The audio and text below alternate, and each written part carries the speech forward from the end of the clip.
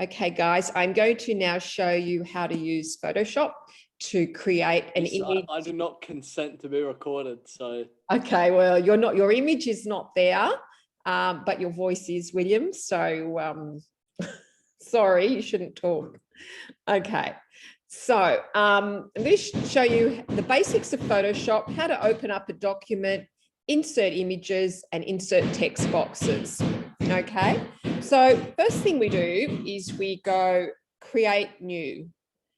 Now, we're going to create an A4 document.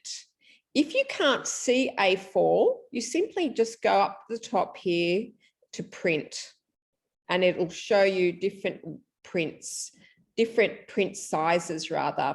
You know, these ones here are American, but A4 is what we use here in Australia. You can also view presets and find it that way. And you can see A6, A5, A3. I think A4 is big enough. We're going to call this graphic design _ scrap principles. Okay. And then we're just going to click create. And that gives us an A4 document that we can now use to stick all our images on and our text. Before we do that, however, I want you to go up here to Window and make sure that you've got history and layers checked. The reason we need history is because it's a way of deleting mistakes. On a Word document, you can do Control or Command Z, but on Photoshop, you can only do that once and then it won't delete any more mistakes after that. So we use the history palette, which is just here. Okay, and this is our layers palette. This is where we put all our images and we can see them in layers. The next thing I would like you to do is to go to view, and I want you to make sure that you've ticked show guides, show smart guides. Okay, and I'll show you what smart guides are in a minute. They're very, very useful. And also view snap to guides. That's really useful as well. And I'll show you in a minute. Okay. Now, what I'm going to do is I'm going to start by inserting a text box, and it's my heading. So I'm just going to go to T for text box, and I'm just going to click it. Actually, I might just make a box like that. And this is just got ipsum lorem is just dummy text. It's nothing. It's just showing you what your text will look like in size. It's going to increase it, I don't know, to 24. And then I'm going to start typing. So graphic design scrap principles. So scrap refers to simplicity, contrast, repetition, alignment, proximity. Now I can actually go up here and center align it. Looks a little bit better. I can change the font. If I highlight it, I can change the font to, you know, there's all sorts of fonts that I can use. We've got quite a lot of fonts here. I'll just leave it at Lato. I think I'll make it a bit bigger. Okay, and I can change the color as well. Just highlight that, and I can actually go up here. So you can see all these options. These are all the various text options. I can then go here. This is this takes me to the color wheel or color picker, and I can change the color. I can also just scroll this up and down and change the color that way, like that. Get different colors, and that will change the color. Okay, now we're going to start inserting images. I'm going to get you to insert 4 examples of graphic design, only because I think it will fit better. And I want you to include at least 1 poster, 1 infographic, and 1 web design or web page, preferably a home page of a website, and then whichever other you want, like It could be a GIF. Obviously, the GIF's not going to move. Okay. So we go File. Click on that. File, Place Embedded. Okay, so File, Place Embedded. So we're going to place it. And I'm going to go straight to my, I've already found my folder. It's in 11DT. It's called S.C.R.A.P Principles. I just made these earlier on. I've just collected 5 images, actually more, of good graphic design examples. And then I'm just going to click Place. It's quite big. You can see as soon as I place it, it's got a little box around it with these little squares. These allow me to shrink it down. Now, when I move it around, you can see the smart guides. It gives me every quarter, it gives me a little pink guide, half, you know, so I can really make this neat and I can align things really nicely. I think I'll just put it there. That's now aligning to the S of the S.C.R.A.P principles. And then I press enter. Now, if I want to go back and enlarge that, those little the little dots that allow me to transform it are missing. So what I do is I make sure that I'm here on that layer, which is here, and I just go Command or Control if you've got a PC, Command T, and that will give me the box again so I can make it bigger and smaller. Command T, T is for transform. Another way to do it is just to go Edit, Transform, Scale. Okay, that's the long way. All right. So I'm going to basically insert 4 images. So again, the second one, File, Place Embedded, and I'm going to just pick another one.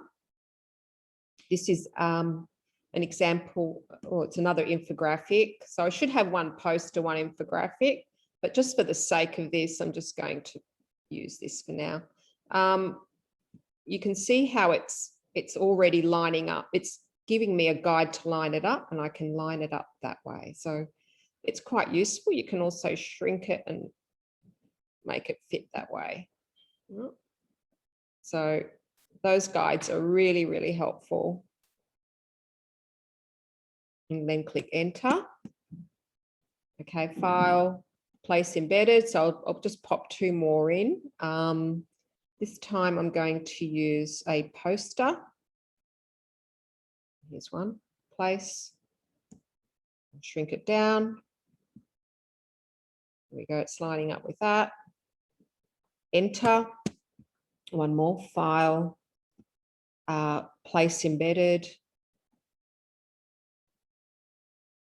I think I've got a website here. There we go. There's a website. And then I'll shrink it a bit by dragging the corner. I think I'll just line it up that way. Actually, I'll do it that way. Enter. Okay, Miss, now do you want it as a collage? Just 4. It won't. I guess you can call this a collage, but it's not. Because like I submitted mine and I already did the input thing where you tell it if it's got white space, this, that, and the other, the factors. Good. You can sort of. But I did it individually. You can probably do something else today. Then in that case, you could probably work. I'll do some study notes. Some study notes. But I know some of you are very good with Photoshop because we used it a lot last year in IST and a bit in DT, but you know, the rest of you will need to learn how to use it. So over here, you can see all my layers. I've got, you know, this layer, which is, you know, that image. See how I use the eye, I can actually blank it out. So they're all there, right? And if I want to control those images, all I have to do is click on the layer that I want to move, and then I can move it with this tool. And this is called a move tool, and I can move it around. So I can go back to that and move it anytime. Okay, so that's that. Over here, you can see the background layer. That's at the moment, it's white. I can change that. I can simply, I can simply go over here to these swatches, these color swatches, and then I can click on it. I can pick another color, say that color, Okay, get the bucket tool. If your bucket tool doesn't appear, the shortcut for it is G, Control or Command G, just in case. And then you can, you can do that. Now that's terrible because now you can see there's no contrast between the background and the heading. So I think I'll go back and make it the opposite of blue, which is orange. And I'll use that color instead. Okay, that's better. I mean, it's still a bit loud, but that's okay. Okay, now let's insert some text boxes. So over here is T for text box or T. I can actually just click and type, or I can make a box that will fit that image, and I just start typing in that. Make sure that when you type that you've got a color selected that's not the background color. So I'm going to choose black. Okay, and I'm going to make the size 16, and I'm going to write, I'll start with S for simplicity. I'm going to write simplicity.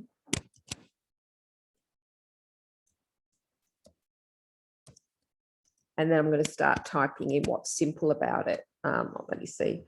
Use of icons. Use of sans serif fonts. Okay, then I go to contrast. Full stop, contrast. Okay, so use of white boxes. Okay, then I go to A for alignment, and I explain what's aligned. I can enlarge that so I can see it. I can also change the font size by simply highlighting that text. Sometimes highlighting it's not easy. Make it smaller. I can move that whole box around with this move tool. Okay. I can change its alignment. So if I go back to T and highlight that carefully, I can make it left aligned. Okay, so that's basically what I'm doing. I'm annotating. That's a bit messy, by the way. I'm annotating each of these examples of graphic design using the S.C.R.A.P principles plus color. Okay, so actually, yeah. I'm going to just edit that. Graphic design S.C.R.A.P plus color. And then I'm going to explain how color's been used. If I look at this, color is analogous or harmonious because purple and pink are next to each other on the color wheel, or they're very close. They're shades of each other. Okay, so I want you to have a go at that. I'm going to, once I've finished, I'll save it, file, save as. I always save it twice. I save it as a Photoshop file because that way, if I don't finish it today, I can go back to it and all the layers will still be there. They'll still be there. Okay, so I click save, but I also save it as a JPEG because a JPEG is a file, and you just scroll down here to JPEG. A JPEG is a file that you can then insert on a slide doc, a Google Slides doc. You can't insert Photoshop file on a Google Slides doc. In fact, it's very rare you can use Photoshop on anything other than Photoshop. Or any Adobe product. So you'll need to save it as a JPEG, which is just a very small image file, very portable. It's used on the web a lot. It's very common. And so you press save, and then that will save it in your folder as a JPG or JPEG. Okay, yeah, so this doesn't look too great because I'm rushing through it, but that's pretty much what I would like you to do. So yeah, I'm about to stop this video now.